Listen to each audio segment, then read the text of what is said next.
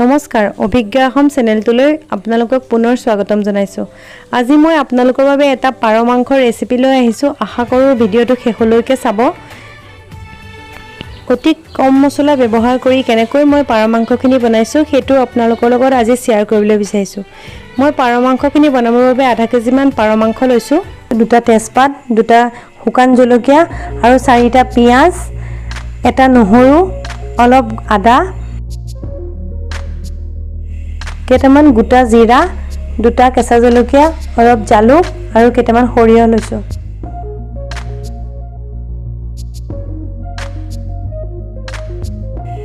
পাৰ মাংস বনাবৰ বাবে মই প্ৰথমে কেৰাহী এটাত অলপ তেল গৰম হ'বলৈ দিছোঁ। তেলখিনি ভালদৰে গৰম হোৱাৰ পিছত ইয়াত প্ৰথমে তেজপাত দুখন দিছোঁ, তাৰপিছত শুকান জলকীয়া দুটাও দি দিছোঁ, কেইফুটামান গোটা নহৰু দিছোঁ আৰু এতিয়া মই পিঁয়াজখিনি দি দিম। কাটি ৰখা পিঁয়াজ 4টা মই দি দিছোঁ।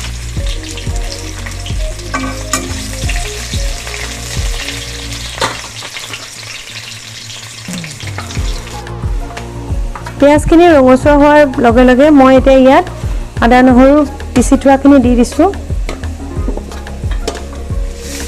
ভালদৰে এনেকৈ লৰাই আদা নহৰুখিনি ভালকৈ ভাজি ল'ম। এতিয়া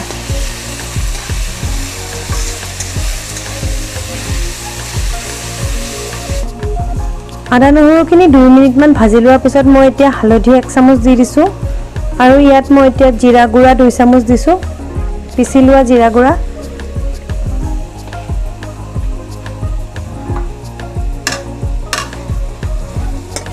এতিয়া পিচি ৰখা সৰিয়হৰ গুড়াকণো মই ইয়াত দি দিছোঁ। ভালদৰে মছলাখিনি এবাৰ লৰাই পেলাই এতিয়া মই ইয়াত পাৰ মাংসখিনি দি দিম। মই অতি কম মছলা ব্যৱহাৰ কৰি পাৰ মাংস বনাইছোঁ। আপোনালোকেও এনেদৰে বনাই চাবচোন, খাবলৈ বিৰাটেই সোৱাদ লাগে। মাংসখিনি ভালদৰে লৰাই লৈ মই ইয়াত এতিয়া 1 চামুচ নিমখ দি দিম। তাৰপিছত কাটি ৰখা আলুটোও মই ইয়াত দি দিম।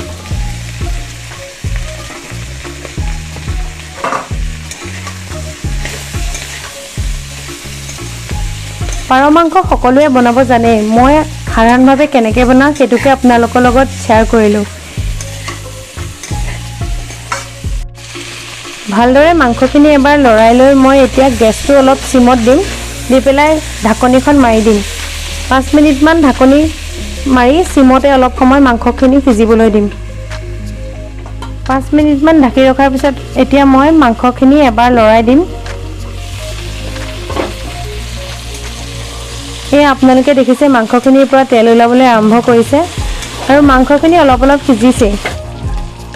এতিয়া মাংসখিনি সিজিবৰ বাবে মই অলপ গৰম পানী ইয়াত দি দিম। পানী অলপ মই উতলাই থৈছিলোঁ। এতিয়া কম পৰিমাণে পানী অলপ দি দিম। কমকৈ পানী দিলে মাংসটো খাবলৈও ভাল লাগে।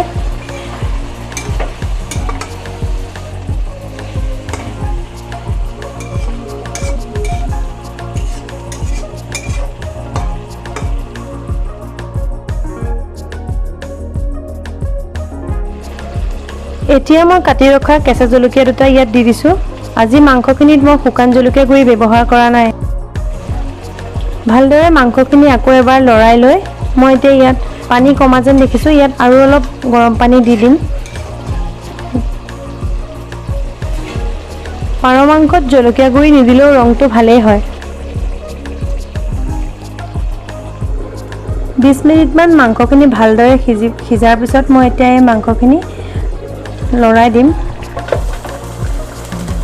এয়া মাংসখিনি প্ৰায় সিজিছেই, ৰংটোও বৰ ভাল হৈছে। আৰু ইয়াত মই এতিয়া অলপ সৰহকৈ পিচি ৰখা জালুকখিনি দি দিম। আমি জালুক অলপ সৰহকৈ দি খাওঁ, পাৰ মাংসত জালুক দিলে বেছিয়ে সোৱাদ লাগে।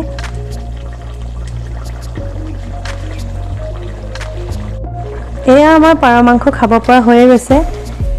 আজিৰ ৰেচিপিটো চাই কেনে পালে কমেণ্ট কৰি জনাব আৰু এনেকুৱা নতুন নতুন ৰেচিপি চাবৰ বাবে আমাৰ চেনেলটো ছাবস্ক্ৰাইব কৰি ল'ব। ধন্যবাদ।